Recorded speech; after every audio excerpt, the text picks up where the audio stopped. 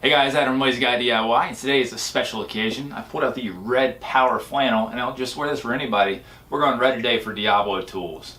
Hey, you know them, you love them, from the red saw blades, recip saw, hole saw, definitely the traditional sanding disc, which is what we're going to talk about today.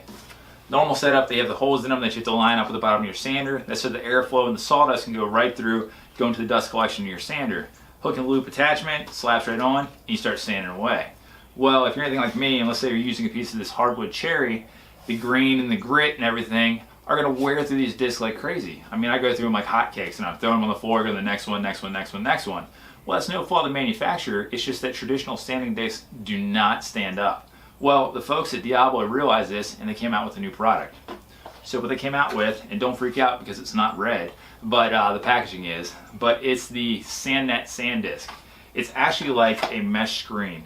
It's crazy because you don't have the holes, it slaps right on, it fits on any 5-inch sander, and the air goes right through this, the sawdust, and if you start getting any clogs, which you shouldn't, but if you do, you can take this off, you can shake it out, you can blow it out, you can rinse it out, but one of these is worth 10 of these. It is 10 times more durable, which is absolutely crazy. So you'll use these on a project, you'll burn through the surface, and then you'll still have more to go for your next project for these. So what we're going to do is I'm going to run these through a head-to-head with a competitor brand. We're going to sand the surface of this piece of cherry, and we're going to see how many of these add up to how many of these. And I can tell you right now, one of these and a lot of these. So let's take a look. So let's kick this head-to-head matchup off with our newcomer, the DIablo SandNet Sanding Disc. It attaches easily the first time you apply it. No holes to line up here. Just slap it on, flip the switch, and start sanding. I'm going to start speeding up time here because it ended up being several minutes of sanding for each brand of sanding disc. This 5-foot piece of cherry I'm using is perfect for the test because it's still rough cut and tough as nails. You might not be able to tell in the video, but the entire surface is full of ridges from the mill marks left behind by the saw blades. For grits, we're using a 120 grit rating that will be coarse enough to work on the raw lumber, but still fine enough to leave a smooth surface when finished. Speaking of finished, it looks like we're done here. For those counting, that's one Diablo SandNet disc used with plenty of grit left to easily finish up the rest of this project. Time to switch it up now and use the traditional sanding disc that you are probably currently using. Just like everyone else, I struggled to line up the holes for the airflow the first time. Once again, I'm going to speed up time here because of the roughness of the surface. It's several minutes of sanding that no one wants to watch. What's this? I'm not even a quarter way finished, and it's already time to change out the disc for a new one. Get used to this view, folks. It's going to happen a couple times. For the sake of time, I'm going to highlight each pit stop I had to take to swap out a disc.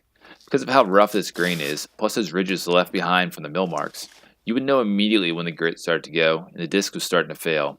Smooth passes with the sander were almost impossible in areas that you hadn't worked as of yet. Like I said in the intro, this isn't a knock on the manufacturer.